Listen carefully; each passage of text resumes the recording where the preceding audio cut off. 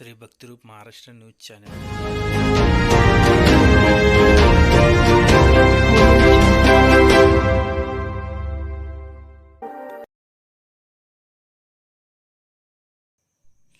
महाराष्ट्र राज्याचे उपमुख्यमंत्री अजितदादा पवार यांच्या मार्गदर्शनाखाली प्रदेशाध्यक्ष तथा खासदार सुनील तटकरे यांनी किसन जाधव यांना राष्ट्रवादीचे महाराष्ट्र राज्याचे उपाध्यक्षपदी निवड केली.